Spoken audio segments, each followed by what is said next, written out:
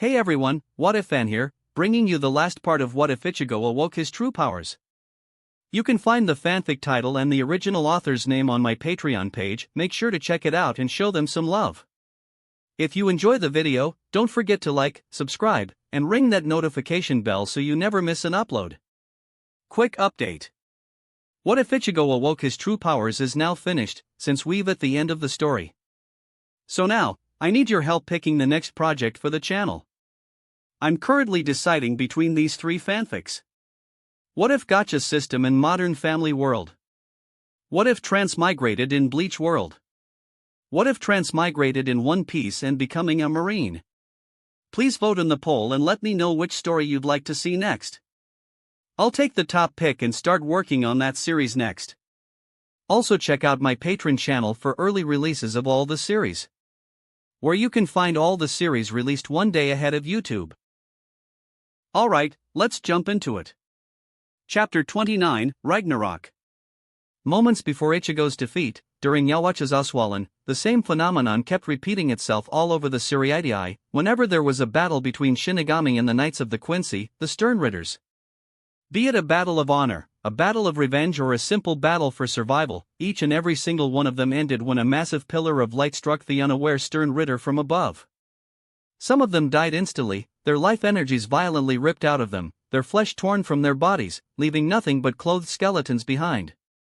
Some of them survived the initial wave and remained in one piece, but with their minds broken and their souls torn asunder, they soon died too. However, some of them, the stronger ones, the clever ones and the cunning ones, survived with both their bodies and their minds intact. They were the only ones capable of screaming in pain as the one thing they had honed for their whole lives was taken away against their will.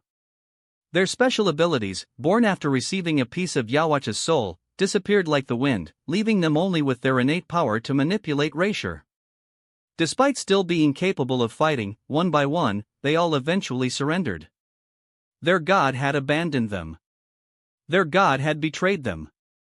And so, they renounced their god and became the one thing they had been fighting against. They became pagans. High above the Seriatii and high above the troubles of him former followers, the father of Quincy, the king of Quincy, the god of Quincy formed a grim smile. With his true power finally reclaimed, he became aware of the happenings beneath him. But he didn't care. Not when he was so close to achieving his goal. Now, boy. Do not think you can just waltz here twice in a row without expecting no resistance. A bald Shinigami clad in a white haori and a presence of a monk said with a wide smile. Yhwach eyed the leader of the Zero Division with disdain and distaste. But I do expect resistance, Hayasu Bachibe. I just don't really care for it. For I am Yhwach, the rightful god of a world once whole, of my kingdom come. He looked at all the other members of the Zero Division and raised his right hand. Clear the way to the Soul King, or I shall paint it with your dead bodies. Ichigo didn't know how much time had passed. It could have been seconds, minutes, or even hours since he got defeated, and he wouldn't have known. Maybe his body just hit the ground. He didn't know, and he didn't care. He didn't care because he couldn't. Whatever Yhwach did to him was causing him constant agonizing pain that was impossible to beat with simple willpower. It was so overwhelming and terrifying he slowly felt himself getting crazy. Indescribable and absolute, the pain turned him into an infant, unable to control any and all of his senses. Sight, hearing, touch, taste, smell. Each sensory input felt like a shower of molten lava, constantly being poured down his throat and all over his body. Ichigo! His body twitched in response to the sound of a scream, instantly increasing his suffering. The sound of multiple landings and the vibration of footsteps tore into him, making him twitch again, creating a cycle of never-ending agony. Holy fuck! How the hell is he still alive? Somebody dropped on knees next to him. He felt a hand touching his forehead and he bit his lip until it bled. Do something, Unohana. For all that is dear to me, just do something. I don't even. Ichigo, can you hear me?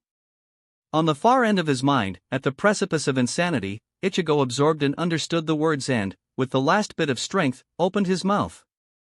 Pain, numb the pain, can't focus, can't regenerate. He mumbled and hoped it was loud enough. A gasp cut through the wind. Motherfucker, he's still conscious. Uno hana. On it. Something green appeared in his distorted vision. Focusing all of his pitiful concentration on it, he felt a familiar warm sensation slowly flooding his insides. Little by little, his vision corrected itself and his mind walked away from the edge of dementia. It took quite a few moments and a lot of quiet whispering, but, eventually, his mind came back to life. Thank you. He managed to squeeze out before closing his eyes and focusing every bit of his energy into the thing his hollow part had taught his so many months ago. High-speed regeneration. In his mind, he traveled back to the training where he was forced to cut off his own arm over and over again and, begrudgingly, thanked his hollow part for being a sadist. He was still in a lot of pain that, months ago, would have prevented him from focusing on regenerating. Now, though, he could do it. Nevertheless, the damage done to him by Yawatch was extreme.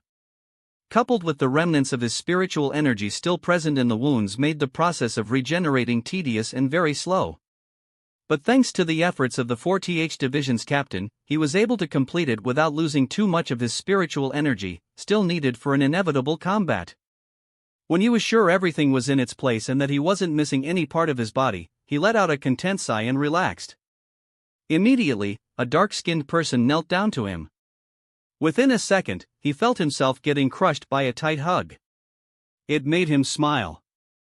"I'm okay now, Yoruchi," he said while patting the woman's head. She held him for a moment longer before letting go and giving him a warm smile. I know. Can't get too emotional now, can I?" Cracking his neck joints, he slowly got up and received another hug. This one was brief. "I don't think I've ever seen a person living through such extensive injuries, Kurosaki-san. Your spiritual energy is truly out of this world," Unohana said with an angelic smile, but, also, with a twinkle in her eyes, once she let go of him. In return, Ichigo just shook his head. Then he noticed the blood and gore on the ground and felt his throat getting dry. He swallowed. Seeing his own body parts scattered around like exploded meat felt disturbing. His hands trembled. "I didn't think it was that bad." He gulped and turned away, to see everyone looking at him with grim expressions. Only then he realized there were a lot more people there than just Yoruchi and Unohana. With them were also Yukitake, Renji, Toshiro, Rukia, Hiseiji, Matsumoto, and more. Almost 10 people in total. He blinked in surprise. What happened? After giving a pale Rukia a light squeeze, it was Renji who answered him. That's what we would like to know. Seems like the main Quincy force lost their powers and most of them surrendered. Also, where's Yawatch? All of a sudden, his Ryatsu just vanished. Flashing images flipped through his mind and Ichigo recalled the past minutes. He also recalled something that happened even before his fight with Yawatch. Old man Yamaji? As soon as he asked, they all looked down. All but Yukitake, who returned his gaze with a sad face. Gone. Only parts of his Zanpakuto remain. Kayaraku-san? Yukitake perked up a bit at that name. He completely depleted his Ryuryoku, but he'll be fine. Matsukido managed to snatch him away before Yawatch could finish him off. They suffered heavy losses for that, though. Ichigo released a breath he didn't even know he was holding in. That's regrettable but still good to hear. The others? Yukitake glanced at the rest of his colleagues, especially at Renji, who was still waiting for Ichigo's answer, and shook his head. I'm not really sure. We hurried here as soon as we could, but, if I had to guess, Quincy officers lost their powers before something bad could happen. About that. Ichigo chewed on his lower lip and then raised his right hand, only to massage his jaw. While doing that, he started to stroll as well. Looking at the ground, he spoke. Short version? Swollen. He glanced up, to see Yukitake and the other captains pale a bit. Most of vice captains, however, narrowed their eyes in confusion. What's that? It has something to do with those light pillars, right? In short, Yawatch can grant the Quincy special powers by giving them a piece of his soul, and this Oswalin is a reverse process. He explained briefly and gave them a moment to absorb the information. There was a short silence. Wait, you mean he can use, oh shit. He didn't know who said that, but he quickly shook his head to reject the words. No. At least I don't think so. But he did mention something about reawakening his true power. He glanced at Renji, who returned his stare with a hard gaze. Then he blasted you into pieces. Then he blasted me into pieces. Renji kept looking at him for a few more seconds. Fucking hell. How do you even fight that kind of power? To answer him, Yoruchi moved from Ichigo's side and resolutely shook her head. First, we have to find him, then we dash. He's on his way to the Soul King. Ichigo interrupted her, causing everyone to look at him in surprise. But he wasn't finished. Also, you don't. Fighting Yawatch is my job and I have to do it alone. He had expected he would have to extinguish a lot of flames after those words, but the sheer ferocity of some people surprised him. Now listen here, Dash. Are you out of your mind? He blasted you into freaking smithereens. If you fight him alone. He quickly jumped away from Yoruchi and Unohana when he felt their Ryatsu exploding and quickly raised his hand to stop them. I wasn't fighting him to win, so I didn't even use my full power. Not that I can win with it, but he certainly won't blast me to pieces again. What the hell are you talking about? Why wouldn't you fight to win? Renji exclaimed with a confused glare. Standing on the opposite side of the scene, Yukitake suddenly widened his eyes. The message from the Soul King? Ichigo gave a short nod. He has a plan. He muttered and briefly glanced at the others. Then he took a deep breath and closed his eyes. I can't tell you what it is, though. He expected another outburst, but, to his surprise, none came. Does it really require you to take on Yawatch alone? Yoruchi asked in a stern tone that was unlike her. Ichigo ignored it. He had to. No. I mean, look. Yawatch, he can sort of see future, any future event that revolves around him, at least that's how I understood it. He opened his eyes to see all of them staring at him, blinking. What? Yukitake managed to ask. His true power is some sort of foresight. I don't know how powerful it is, but it's dangerous enough that the Soul King made plans to go around it. Ichigo explained, but as they all still seemed confused, he continued. Because I share with Yawatch the same power of black flames, he cannot see the future in which we both are present. That's why I should be able to deceive him. He felt Yoruchi squeezing his arm. How can you be sure? He placed his hand on hers and formed a small but sad smile. Because I already deceived him. He did exactly what me and the Soul King wanted him to do. He said and glanced towards the location, where he had hidden Aizen. When he saw a figure emerging from there and walking towards him, he nodded to that person. You mean you plan to get blown up? He shook his head. No. I planned for him to absorb Aizen's Hogyoku. Which he certainly did. Only now realizing there was a newcomer, they all, aside from Ichigo, turned towards the captain of the 12th Division, Kuratsuchi Mayuri. Next to him was his vice-captain, dragging a small wagon with Aizen's body in it. He looks dead. Yukitake gulped when he looked at Aizen's body. Kuratsuchi scoffed. That's because he is dead. The temperature of the air immediately dropped several degrees. Ichigo sighed. He knew Aizen would die, and he also knew this information would generate an enormous amount of new questions everybody would want to ask him. However, he couldn't dawdle for any longer. Thanks to Unohana's constant help, his Ryuryoku was regenerating fast and he needed to move. Zero Division wouldn't be able to hold Yawatch back for too long. Inhaling deeply, he ignored the others and looked straight at Kuratsuchi. Is it ready? For the first time since he met the scientist, Ichigo saw an honest and determined expression on the man's face. Yes. The preservation field should keep his body stable for at least a day. Plenty of time for you to do what you have to do, Kurosaki Ichigo. With a hint of a smile, Ichigo nodded to the man, thankful for his cooperation. Then he noticed Kokaku's Shiba flashing towards him. Before he could greet her, though, a feeling of dread washed up over all of them as something seemed to turn any black color around them to a liquid. Rapidly, it flowed to the sky. What was that? Ichigo looked at Kuratsuchi and then at Kokaku. We're out of time. Kokaku, I need you to get me to the Soul Palace right now. One by one, they all fell. It was to be expected. Facing the god, one cannot prevail by simply trying hard enough. No lesser power of a man could triumph over near omnipotence of the Quincy god, the father of Quincy and the king of them all. No seasonal trick, helpful gimmick, illusion, or a hoax could withstand the crushing force of nature. Simply said, Yawatch was too strong. Tanjiro Korinji, also called the Hot Spring Demon, was fast, but even he couldn't outrun the time. Kiryu Hikifune, also called the Ruler of Grain, could create a life, but even she couldn't stand above the true creator. Senjimura Shadera, also called Great Weave Guard, could manipulate any cloth, yet a god was beyond any manipulations. Ichigo Hayasube, also called the monk who calls the real name and the leader of the Zero Division, was the Shinigami who had named any and all creations and things within the afterlife, but even he couldn't call the god's true name without getting crushed. Not even sacrificing the future of Soul Society was enough.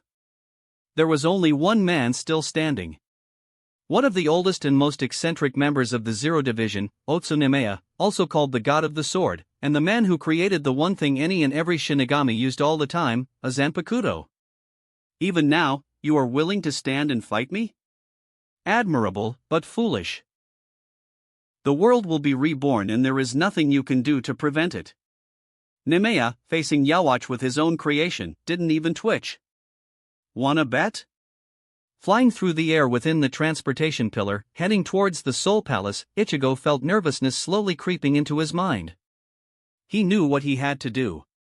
He knew he had to do it without looking back. He was no longer afraid.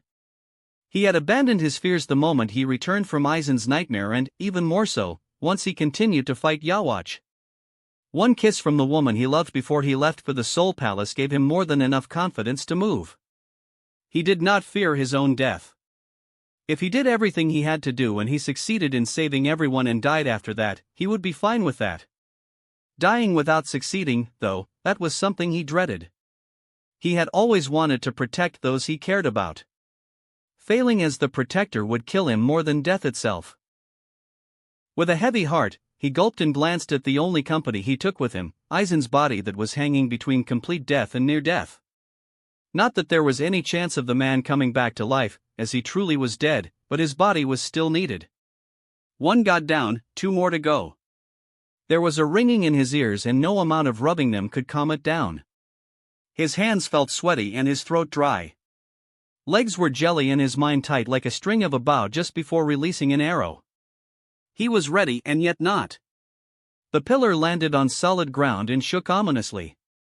Its small door opened, a gate of hellish heaven awaited him on the other side. With a calming breath, he took a step forward.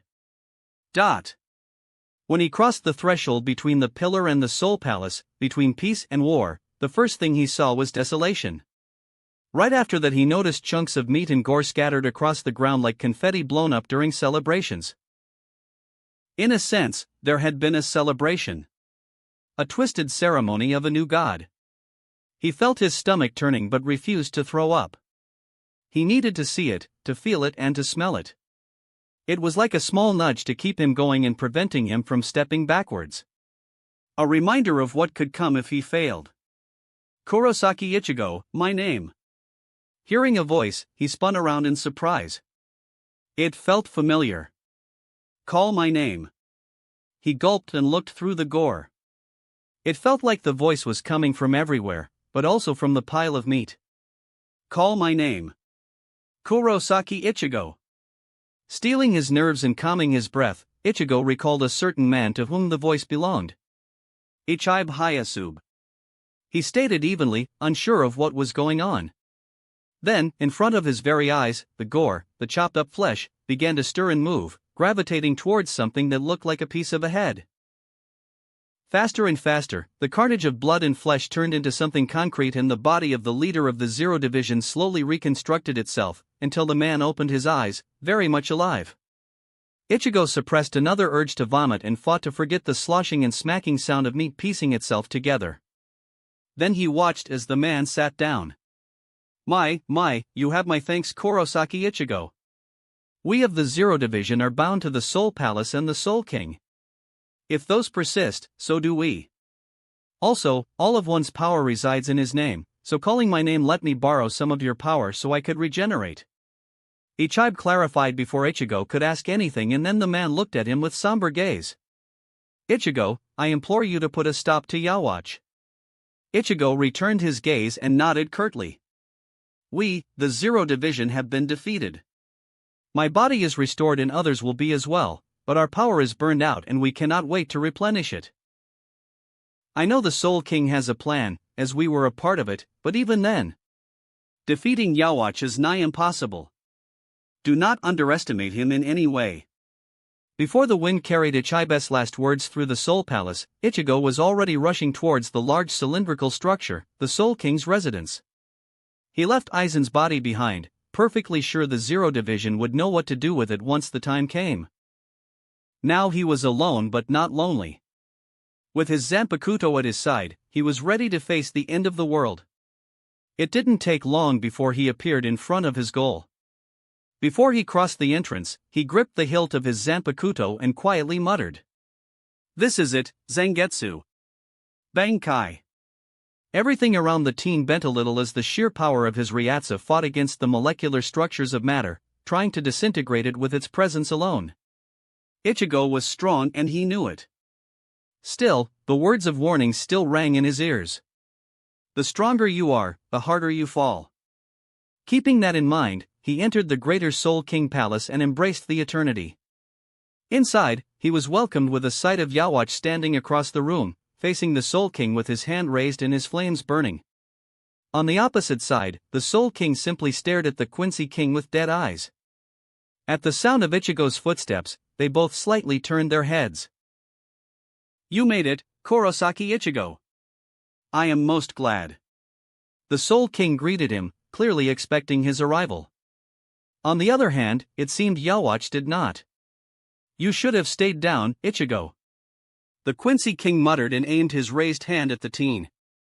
This time, Ichigo felt the wave of Ryuryoku before it hit him. However, unlike the last time, he was ready and the energy passed him, harmless to his body. It did create a strong pressure on his chest, but that was all. I see. Now you are serious. Yhwach said and slowly lowered his hand, only to immediately point it at the Soul King. Another wave of Ryuryoku pulsed out of him, but, before it hit the Soul King, the Shinigami deity simply moved his arm and a wall of bright energy rose from the ground and cancelled the oncoming strike with ease. Seeing that, Yhwach squinted his eyes at the Soul King and finally lowered his hand without raising it again. Seems like we reached an impasse. Each of us is at least as strong as the other. There is no point in continuing this, brother. Soul King said in a soothing voice, as if trying to diffuse the anger that even Ichigo could feel emanating from Yhwach. The teen said nothing, but Yhwach clearly had other plans. You? As strong as me? Do not make me laugh, brother. Yhwach spat the last word with so much hate, it caused his flames to burst out of him in a small explosion. They shot at the Soul King like a lizard's tongue, but a powerful pressure dispersed them in midway. If you continue to meddle in this, I will no longer think of sparing you, Ichigo. Yhwach exclaimed as Ichigo lowered his sword, previously swinging it in direction of Yhwach's flames. In response, Ichigo shook his head. It's pointless to threaten me, Yhwach. I'm ready to stop you no matter the cost. Because you are content with the way this world exists? A hollow laugh escaped Ichigo's mouth. Ha! Because it's who I am. Yhwach flared his Ryuryoku. A blinded, misguided fool. Ichigo raised his sword. A protector. The two of them clashed and the air within the building rose. In a desperate attempt to escape from the crushing pressure, it folded on itself and ripped into the walls, cracking them with pure, unconstrained energy. Like a gale, the wind howled and danced around all of them, screaming incomprehensibly. Both Ichigo and Yhwach ignored the noise and stared at each other with rage and determination. Pushing against each other, their blades ground in an explosion of sparks, but neither was able to get the upper hand. Grinding their teeth, they separated at the same time. And then clashed again. A collision of titans, it was almost a miracle the walls withstood the second wave of pressure. It no longer mattered from what material they had been made. The two beings fighting within their bounds were not something one could measure. A god versus a boy who gained power of a god. An ancestor versus his descendant. When they jumped towards each other for the third time, the Soul King intervened and, waving his hands, pushed them through the door and out of the building. His voice resonated after them. Ichigo, I am counting on you. Despite the situation, Ichigo couldn't help but to laugh till tears formed in his eyes. A literal god hopes I can defeat another god. That is so absurd. I hoped you of all people could see what I am trying to accomplish, Ichigo. Do you not wish to see a world without fear? Do you not wish to see a world where death no longer existed? Where you could be with your loved ones forever? Yhwach exclaimed, crushing Ichigo's inner thoughts with a powerful swipe of a sword.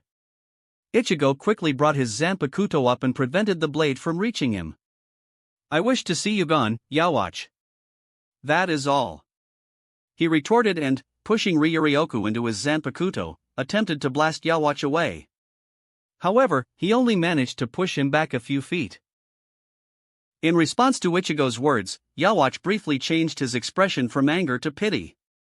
I see. Then you are giving me no other choice, Ichigo. He said, and the black flames surrounding Yhwach grew larger until they completely obscured the teen's vision. Every stern ritter in my army possesses a letter, designating a unique power that awoke due to them drinking my blood. Every letter in alphabet, aside from the first one, as that is my own letter. Do you know what this letter means, Ichigo? An asshole? Ichigo thought, but said nothing out loud. A as in the Almighty. I control the entirety of my own fate.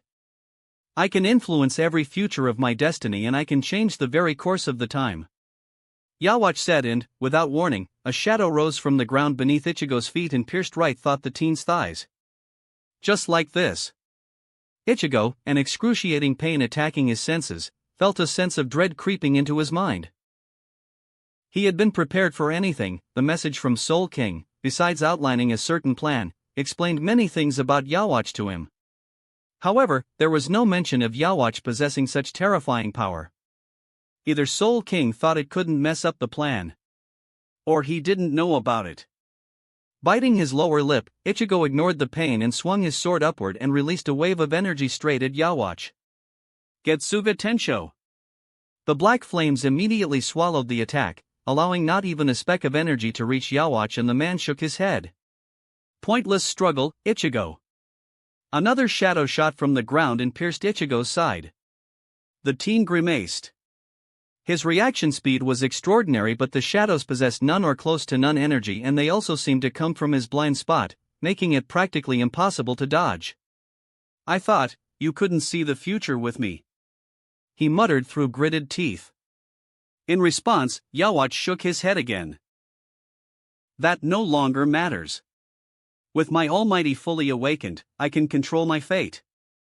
Actually seeing what happens in the future is of little importance. Just knowing I'm fighting you is enough for me to prepare future traps. Ichigo felt his head spinning. He didn't understand. He was unable to comprehend the sheer nonsense of Yhwach's abilities. What he did understand, though, was that he was quickly getting out of his league. Meta abilities were something that did not sit well with his own reservoir of skills. The more he tried to think about it and the longer he remained stationary, the faster he would get beaten. Resolutely, he jump-started his high-speed regeneration and began to flash across the battlefield using every single bit of his speed. Each time he fleetingly touched the ground, he released an attack. Getsuga Tensho. Heido. Bakudo. His black flames. He used everything in his repertoire just to keep his strike pattern unreadable and random. To attack as fast as possible, he kept his Keto spells simple, without incantations. Even if they were lower ranks, having transcendental Ryuryoku gave him hope they could still amount to something. Heido number 4. Byakurai. He flashed above Yawatch. Getsuga Tensho. Landing behind Yawatch, he pointed his index finger at the man. Bakudo number 1. Sai. Flashing around his opponent, he swung his blade in a diagonal arch to bring his flames at Yawatch from the side. Anjetsu no Ka. However, his efforts were all fruitless and futile. Each and every single attack was crushed with simple movements or with wall of thick flames, dense enough to pose as miasma. Moreover, while using the final strike, a shadow tendril drilled a deep wound into his shoulder, briefly incapacitating his ability to move his sword. He tripped. He fell. A truly valiant effort, Ichigo. I commend you for your determination and bravery. Any other man would have been long done for, dead or curled into a ball, crying and whimpering in fear. Yet you still persist. You try and don't back down. Were you fighting on my side, I would title you a hero of the war. Yawatch stated as Ichigo slowly got back on his feet. Then his expression changed into a grim one. But you are still just a man. An ant to be squashed under the boot of a god. It is time for my kingdom to come. In a split second, Ichigo found himself defending from countless strikes from each possible direction and from random moments in time. A blade fell down on him but he parried it. A wave of black flames rose behind him but he dispersed it with a powerful swing of his Zanpakuto and a blast of his own flames. With a squelch, a shadow tendril dug deep into his back and he saw the tip coming out from his abdomen. Seeing Yawatch moving at him, he gritted his teeth even more and yanked himself out. He flashed away. Just keep moving. Blinding light. Another wave of intense pain. A bright arrow in his calf. Without thinking he broke it with a simple swing of his hand and flashed once more. Anjetsu no Ka. Black flames burst out of him and cancelled Yawatch's own flames. Bakudo number 8. Seiki. An orb of light blue energy repelled Yawatch's hand as the man tried to reach for Ichigo's neck. Retaliating, the teen spun around and released an explosive amount of Ryuryoku, finally forcing Yawatch to pull out even if for a moment. But it was in that moment Ichigo realized it. It finally dawned upon him, the thought piercing him like a holy Quincy arrow full of light and understanding.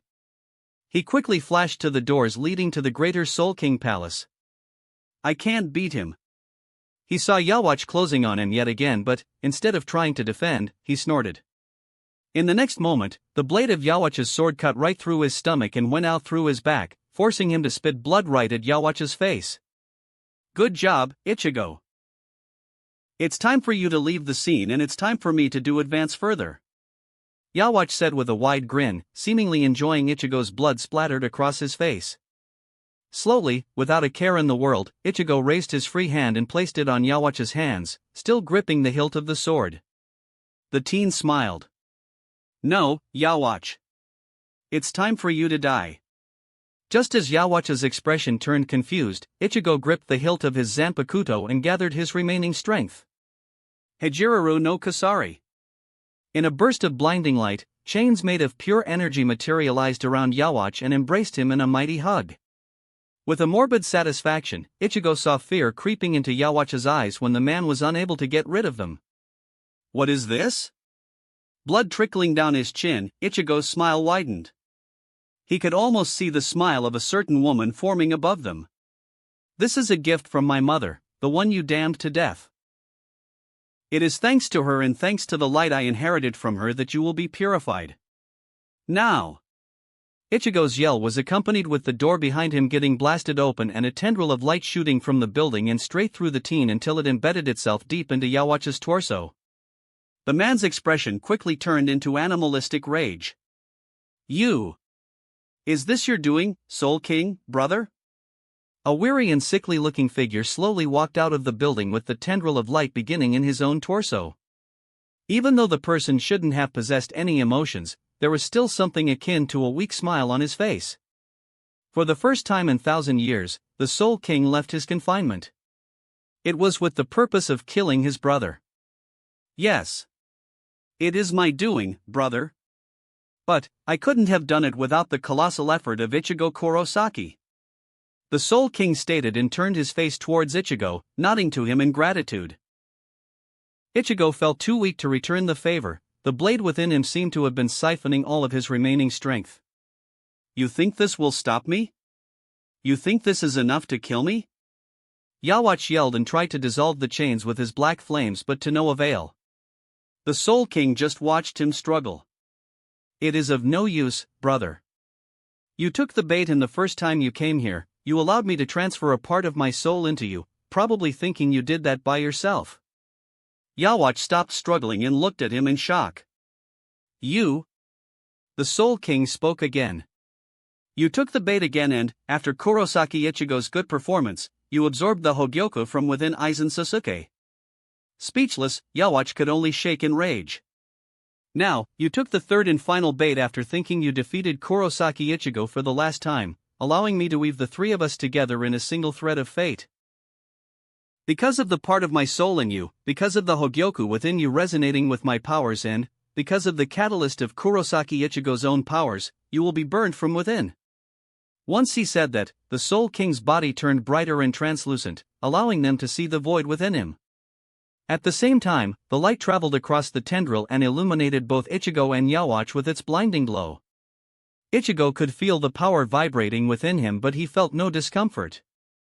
He was content to receive his mother's hug. However, Yawatch began to trash around as his flames dispersed and the light burned him from within, turning his body into a pure energy. Yeah, arg. Curse you, Soul King. Curse you, Kurosaki Ichigo. I will return. When you feel safe, when you think it is over, I will return and I will kill Dash.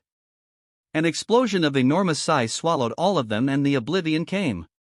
Ichigo was still smiling. He managed to do what he always wanted to do. Protect. Chapter 30, Epilogue, Forever a Protector. You really want to do it, huh? Nothing will convince you otherwise? Supporting himself against railing, Ichigo took a deep breath of a fresh air and shook his head. You should think about it too, Kigo. The teen in question, one of Ichigo's best friends and a bit of a goof, stared at Ichigo's backside in horror, his mouth forming a big O. Are you out of your mind? Me and university? Just thinking about studying again makes me want to puke. Ichigo chuckled and slowly turned his head towards his friend. There was a playful twinkle in his eyes.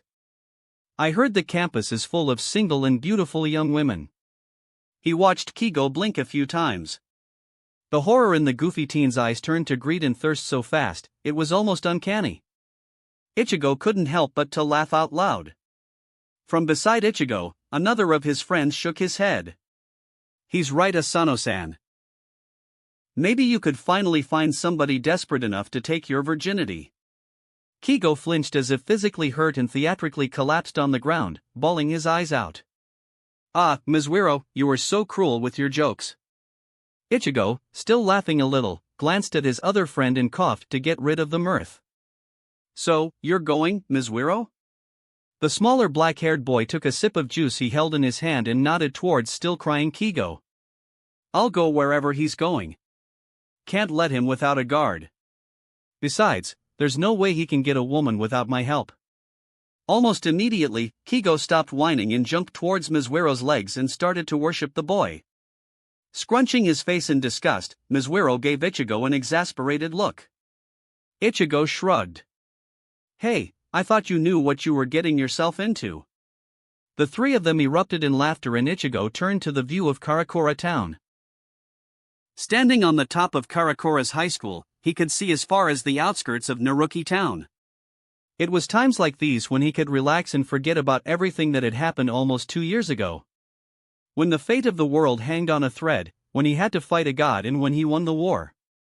A few quick, nearly silent footsteps resonated on the railing and he felt his head getting pushed into a dark but also warm and soft bosom. What is this about young and beautiful women I hear? Are you no longer satisfied with my services, Ichigo? Ea, the goddess! Kigo exclaimed and fell on his knees, bawling his eyes out once again. Ichigo inhaled the sweet aroma of the woman inside. You really enjoy tormenting him, don't you? Looking up, he saw a brilliant smile staring back at him. Yoruchi leaned down and gave him a quick peck on the lips, widening her smile even more. His reactions are always top-notch. He couldn't argue with that. Kigo, even without trying, was always funny enough to make almost anyone smile. Ichigo suspected there was a long and successful career of a comedian in store for the boy. Maybe then he could finally find a woman for himself. So, what's up? Yoruchi's smile withered a bit and, with a scoff, she rolled her eyes. When Ichigo saw that, he rolled his eyes as well. The hospital? Yep. Ichigo groaned and shook his head a little. Then he turned to his friends. I have to go, guys. See you tomorrow. As he and Yoruchi were leaving, Ichigo heard Kigo's cry. Remember, Ichigo. No lewd stuff until you're married. There was no way Ichigo would have listened to Kigo and, while walking to the Karakora's hospital, he and Yoruchi took a short detour to do some of those forbidden acts. The teen just couldn't help himself. Yoruchi was just too damn beautiful. Not even long months spent together could satiate his thirst for her. Even a lifetime was too short for that. Even though he was still young, he already knew the two of them were going to spend the rest of their lives together. The thing Kigo mentioned, marriage, was something Ichigo had on more than one occasion considered but, for now, rejected. He was convinced that sealing the deal would make Yoruchi incredibly happy, but they had all the time in the world now. They could marry anytime they wanted and, right now, Ichigo wanted to focus on completing his education. The building of Karakora's hospital appeared in his vision sooner than he had hoped. Steeling his nerves and shielding his mind with a layer of patience, he walked inside, Yoruchi trailing right after him. I thought Oraheim would still be here. He muttered when they passed the smiling receptionist. From his side, Yoruchi nudged him with her elbow.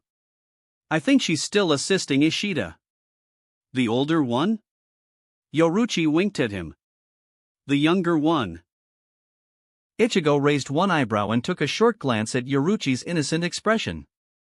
Assisting as in, medical assisting? The brown-skinned goddess wiggled her eyebrows. Oh, I'm sure it can be called that. TSK, come on. Yoruchi chuckled. Spoil sport. Fine, yeah, it's medical assisting. She finally managed to get better at some sort of specialized healing. Ichigo smiled warmly. Good for her. After being ripped from her soul, Oraheim's special powers of event rejection never truly returned. However, once Yawatch had been defeated, she had woken up from her coma and little by little, month by month, fragments of her soul healed. Thanks to Hachi, the wizard, her 6 spirits had been reformed and she frantically trained to the point where some of her spiritual energy returned and she became capable of some healing once again. Though it was different from her previous powers and even she wasn't sure about its limitations, it was still enough to bring some life back into her eyes. Here, at the hospital, she was learning to further enhance her new technique she called Mantra Palm.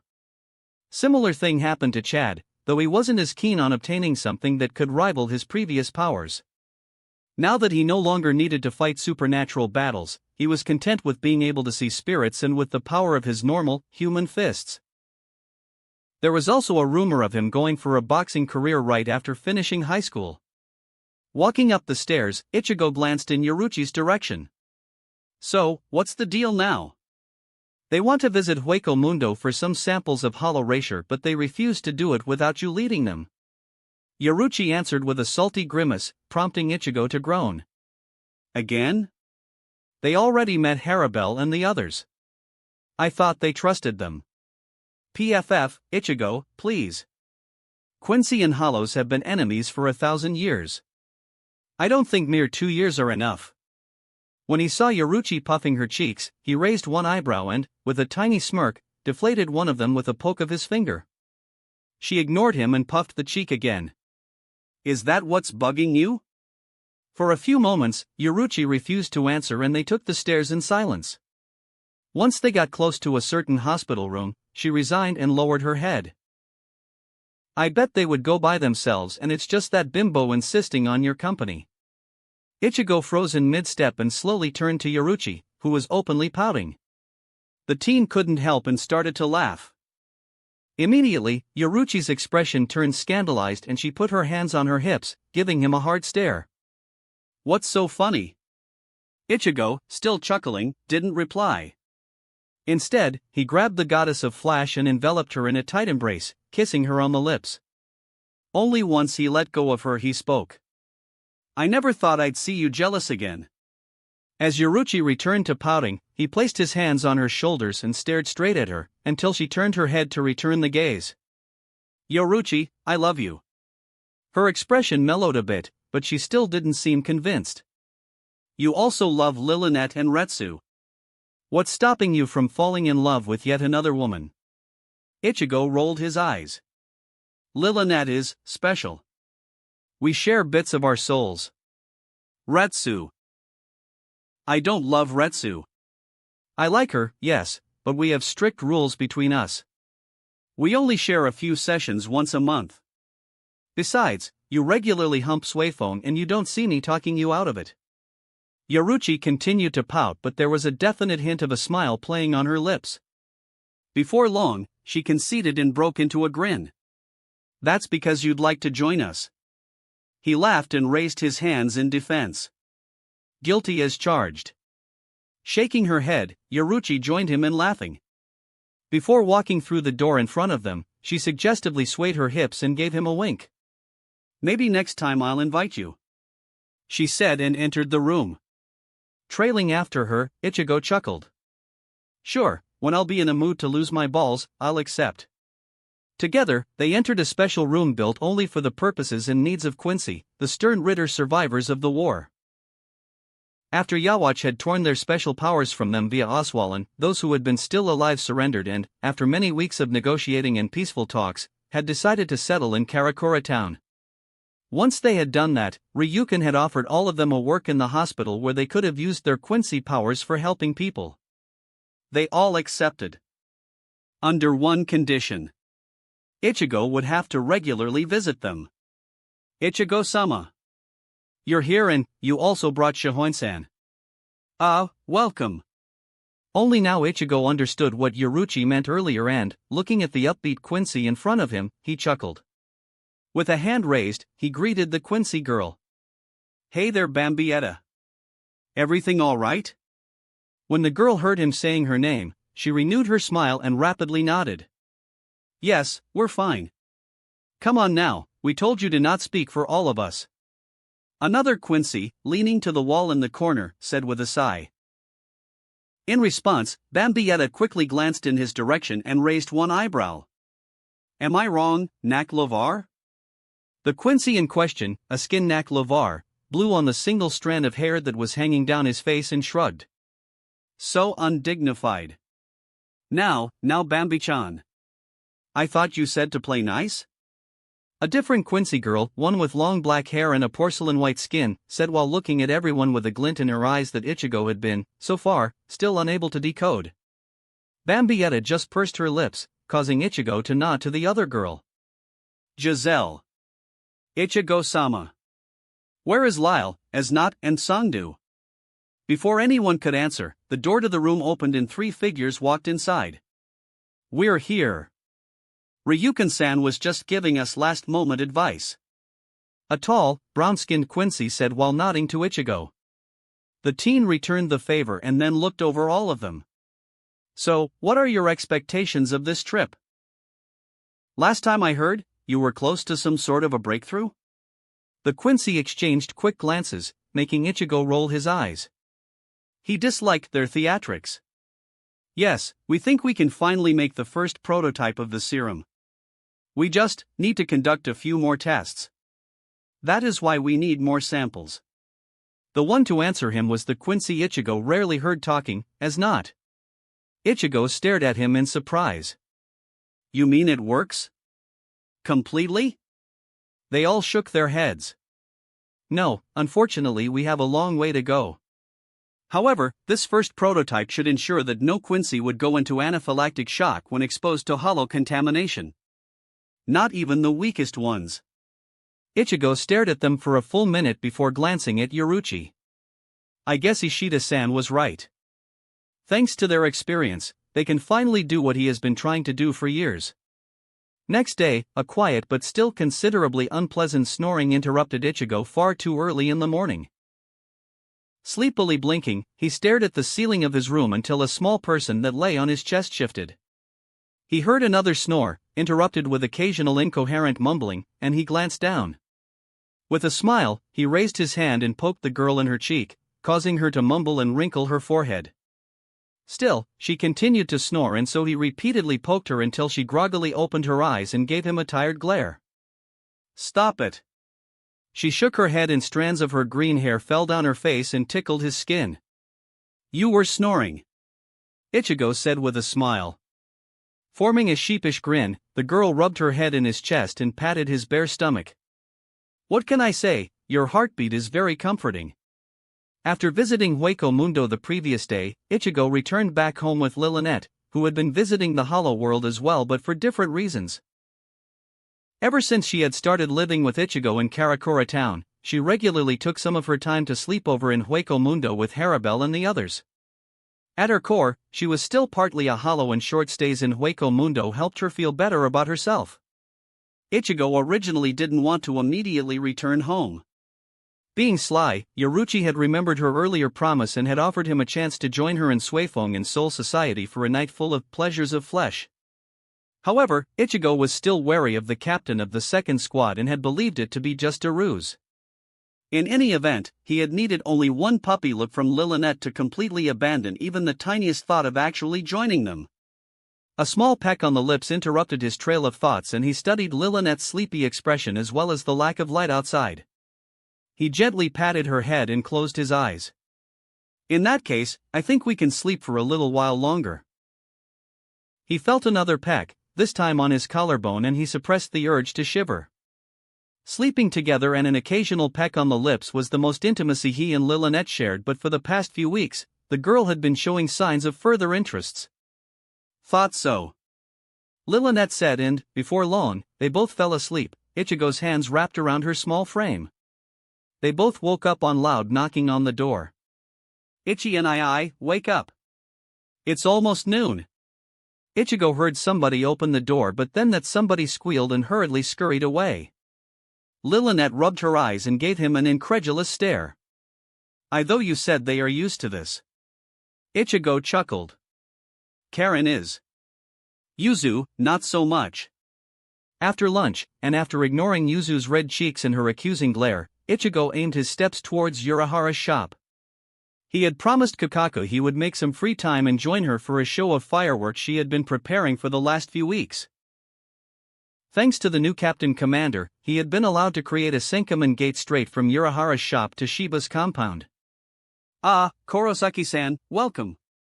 Ichigo waved his hand in greetings and nodded to the exceptional scientist. Is everything ready? Urahara shook his head. Yes and no. Captain Commander wanted you to come to him first, but I assured him I can relay any kind of message to you so you wouldn't have to go. Ichigo tensed.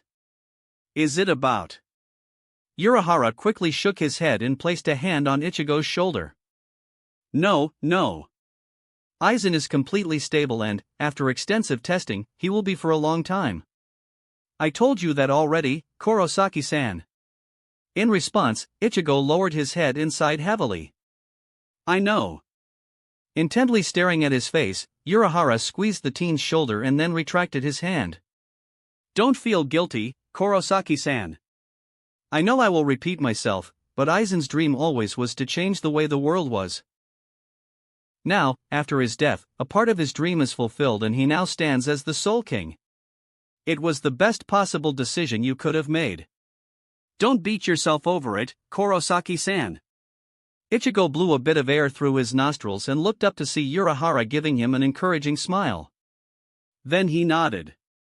All right. Urahara's smile widened. That's better. Now, is everything okay with you? Is the seal intact? I know that yesterday you went to Hueco Mundo in your spiritual body, so I'm kind of worried whether the transition damaged it like the last time. Ichigo focused in his spiritual energy and, after a moment, negatively shook his head. "No, I think this new version is finally holding up as you intended," he said and gave the scientist thumbs up, prompting Urahara to take a theatrical bow. "Why thank you, Kurosaki-san." Ichigo smiled. "No, thank you, Urahara-san. It's thanks to you I can finally live like a normal person." My, Kurosaki-san, are you trying to make me blush?" Chuckling, Ichigo nodded towards the entrance to the shop. "So, what was the message from Kayaraku-san?" As they walked inside, Urahara reached for his hat and shifted its position. "It's good news, actually. He finally managed to convince the majority of Central 46, and so now, unless they deliberately attempt to disturb the balance, all the Quincy are free. In case they are forced to use their powers to protect themselves or innocent souls from a hollow, they won't be prosecuted, although they are required to immediately alert the Soul Society, so that proper arrangements can be made. Kuratsuchi-san mentioned he is ready for such a situation." Ichigo formed a wide smile. He was no longer smiling when he stood in the middle of Shiba's family house with his hand close to the doors that led to Kukaku's room, and he heard suspicious noise coming from within it. Noise that completely caught him unprepared and caused him to go red in face. He immediately turned around and decided that maybe he could wait a few hours before coming back, only for the wooden panel under his foot creaking so loud, it almost made him jump. Before he could move from the spot, the noises vanished and sound of rapid footsteps caused him to gulp. "Who's there? Oh. Kukaku swiftly opened the doors with a glare, only to lose her temper as soon as she saw Ichigo frozen in spot. "Who is it?" When Ichigo heard the second voice, he wished he was somewhere else, preferably 1,000 miles below the ground or in hell. Yep. Hell would be nice. Another pair of footsteps later, the owner of the second voice stared at Ichigo in shock, only to quickly become mortified. Ichigo immediately decided to cut the silence.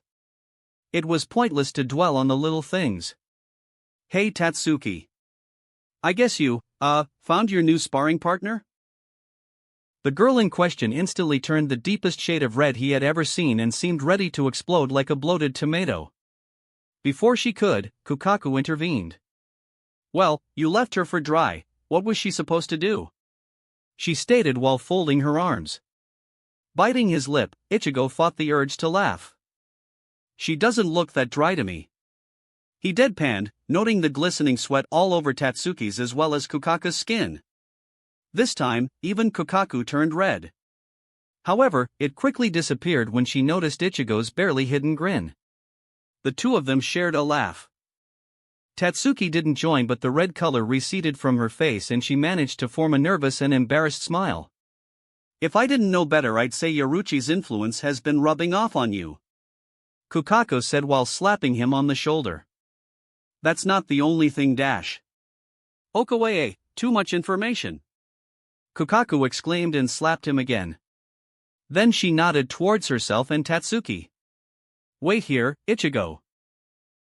I think we should change our appearances to something more presentable." As she was closing the door, Ichigo couldn't help it but to quip after her. "Take your time. I'll be waiting for you to come." Late at night, good mood quietly slipped away from Ichigo's grasp. The sky was clear with its black color, occasionally brightened with light from distant stars, and the moon shyly illuminated the path of Ichigo's choosing. He was in the middle of the Siriidai, on top of the Sokayaku hill, alone and deep in thoughts.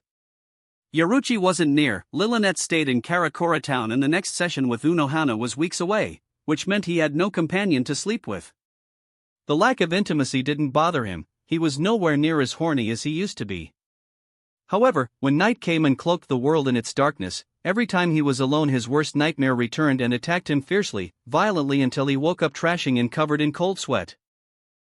The effects of Aizen's Bankai and all the fighting and killing he had done in 2 wars had been long-lasting and affected him more than he cared and more than he dared to admit to anyone but his father. Thanks to the man's extensive knowledge of medicine, Ichigo quickly understood what was happening to him. He was reminded of it each time he was plunged into deep dark of the night when there was no other being next to him. Yet he didn't want to admit it to others. He could imagine their reactions. Their pity.